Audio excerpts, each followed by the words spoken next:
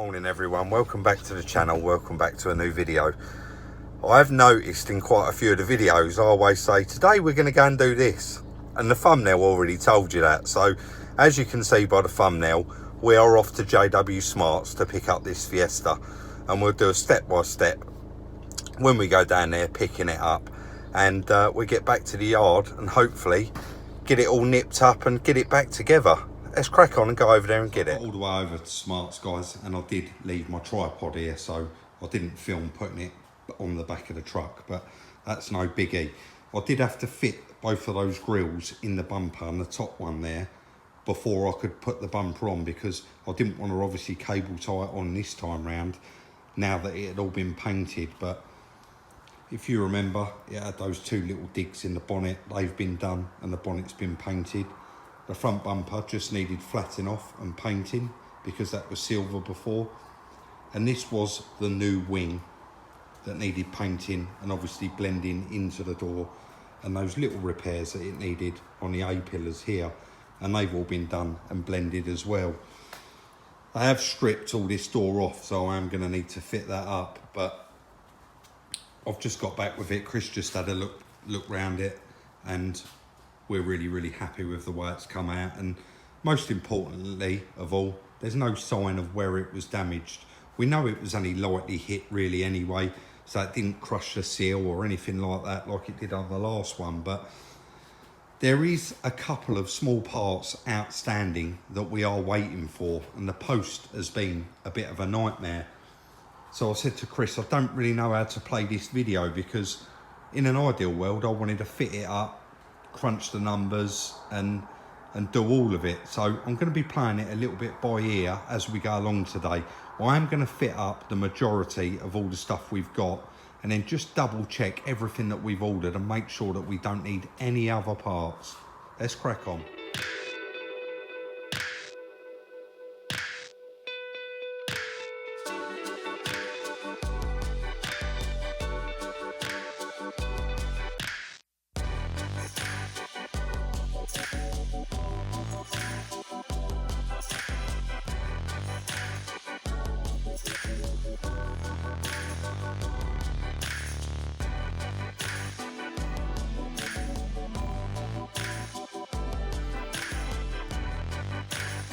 Moving on a little bit, you would have seen me down here on the floor fitting up these fog lights in the front bumper, putting the badge in, and the other side. They are quite fiddly and tricky. There's quite a lot of little clips and slides, but that's all done now, and we're probably not going to be able to put that on just yet anyway.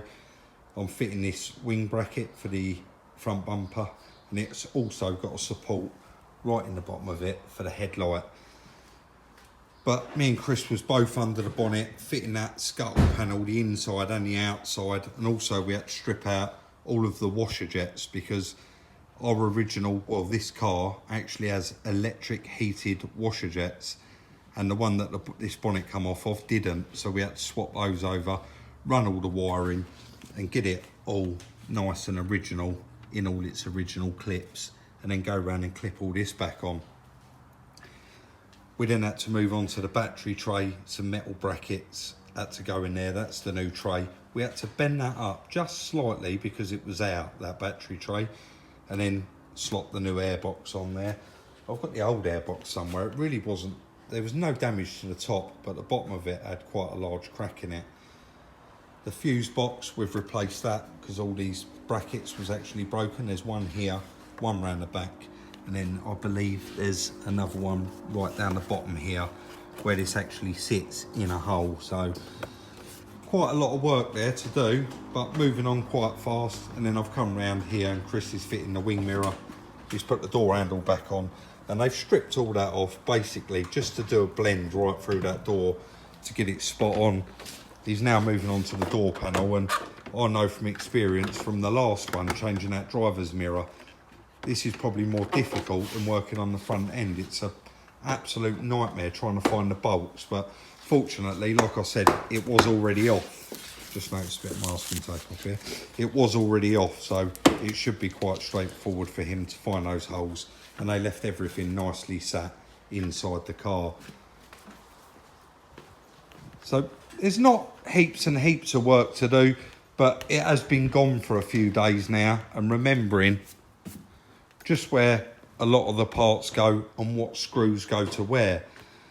So we've got a couple of extra screws, but they're from things like the broken headlight, the original one, and then we get the new one and it's got the screws in it. So just little bits like that, but I'll keep going round and we're piecing bits, one bit together at a time, and I'm sure we'll find a home for all of the screws and get it all back to OEM.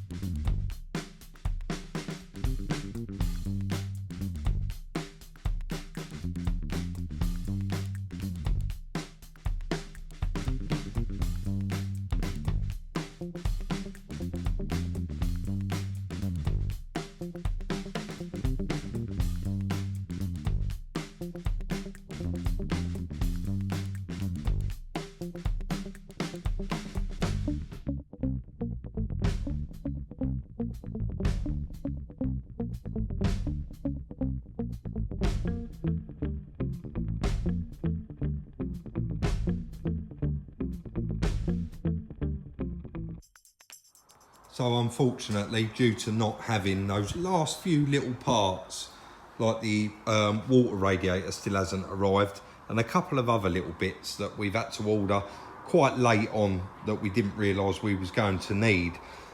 But we have got it all fitted up today. I haven't bolted the front bumper on because it's going to be easier to whip it off and do all those little jobs, but I think you would agree it's come out so lovely, and the lines and the gaps all the way around the car are absolutely bang on OEM, exactly how it should look. And the bit of paintwork from Smarts is, as usual, outstanding. We had quite a large, we had a little bit of damage here and just on the edge of this, and they've blended that there, and there's absolutely no sign of that blend whatsoever. And again, they stripped all that door out and they've blended through that door, and you just can't tell, you can't see the blend anywhere. And it, most importantly of all, it doesn't look like it's ever had any paintwork. It looks just how it did when it come out the factory. It is going to need a good wash and a polish, and we will be doing that in the next video, I suppose. I'll take it down and have it valeted like I normally do, and I can't wait to get in this and actually use it, because 230 miles, it is a brand new car. So because we are waiting for those little bits, there is going to be one more video after it, but it wouldn't be fair for me to not crunch the numbers on this car today. There has been 3 or 4 videos on it, and that was the plan. Get it wrapped up and crunch the numbers. So we are going to crunch the numbers in a moment. What I did want to do, Chris said, where's the number plates, Rob? You ordered those off of eBay from the place you normally do. And I said, yeah, I have. They must be at home. So I've actually just run home and picked those number plates up. And it was a bit of a fail because they've made a mistake. Obviously, this car is a 68 reg. And I've just checked my original message. Chris said, check the message you sent them, Rob, and make sure that you didn't make the mistake. And sure enough, no, I did put in there EJ68. So again, now we've got to wait for a set of replacement number plates, but I'm sure they'll be in within a couple of days. A couple of other little tiny bits that we did notice was the electrical bit on this clutch is actually broken on the aircon pump. So Chris has whipped that off, and this aircon pipe, it had all been taped up. And again, I didn't realise till we got down to the bottom of it, it's actually got a massive hole in it. So we've ordered those up anyway, so that's that. So let's sit down and crunch them numbers. So guys, the numbers on the 2018 68 Ford Fiesta. I know this is everybody's favourite bit, and it's my favourite bit as well, because you get to roughly find out what you are going to end up with at the car. So a friend of mine purchased this car from Copart, but it was some time ago, and he paid £3,800 for it. As you remember, I said he'd had it sat there for a long time and he couldn't get the car repaired. I didn't bid him loads of money. He asked me, I asked him what he wants for it, and he said 2.5 grand, we'll buy it. So when I got there, I'm always cheeky. I said, can I have £100 back? And he said, no, I'll knock 50 off. So we give £2,450 for that car, which we was quite happy to pay. It's a very, very good price for a late bit of salvage like that.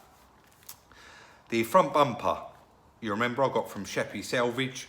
It had some like heat damage. It needed just sitting in the sun and warming up to get its shape back on the car. And it did, and it come out perfect, and that was £30. The battery tray and the crash bar I got for £20. The wing was £121.62p. That was including a headlight repair kit, which I got for the driver's side headlight, the little repair kit, but the headlight's no good anyway, so we had to get another one. Airbags and the bonnet hinges was £1,020 from Gala Motors. The headlight, £32, I won on eBay. The airbox and fuse box, again, they was from Gala Motors and they was £60. The can of base coat from Kent Paints for me to do the inside of the wing was £15. The number plates that turned up and they're the wrong ones were £13. A battery, again, I got that from Sheppey Salvage, £20, and I bought that because it is a Ford battery. Where are we? The windscreen, £200. That's probably one of the most expensive windscreens we've ever had to buy, but they cost what they cost and it had to be done. Front panel, I got that round at Kent Auto Salvage. You remember I had 3 of them laid out on the floor, and that come with water rad, aircon rad, fan, assembly, bonnet catch, had everything on it. And we ended up, we didn't use that, but we used the aircon rad and all the other stuff out of it. The water rad was slightly different, but I've still got that to sell on or keep. And that, yeah, £40. The paint at JW Smarts, again, they did look after me. It would normally cost a bit more than this, but it was £500 all in, and I'm quite happy with that. The radiator and the other parts, I haven't completely tallied them. Oh yes, I have, yeah, it's £300, and that was for a replacement headlight, a radiator. This little piece that goes on the back of the water pump has got a little split in it there, and it was leaking water, so we had to get one of those, and a couple of other silly little bits. So we've got a total of £4,828.62p. That was very, very cheap, £4,830 almost. And I'm putting the car up. A lot of people have already shown interest, and I'm going to put that car up for exactly the same as the white one.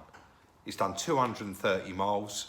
It's just over a year old, and I want £7,750 for it. And that is going to give me and Chris a pre-tax profit of £2,921. I know that's a lot of money and it's a very good profit, but the car was very cheap in the first place, and that's where you get your profit when you buy the car, and that car was so cheap, we've managed to have a really, really good profit out of it.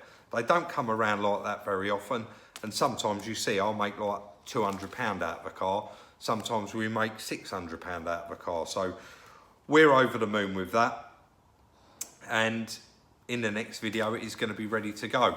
So on that note, this is going to be the end of today's video. I want to thank each and every one of you for watching. If you haven't already, follow us on Instagram at Salvage Rebuilds for the little sneak peeks. Check out the merch, the link is in the description. Like, subscribe and share, and we'll see you very soon in the next one.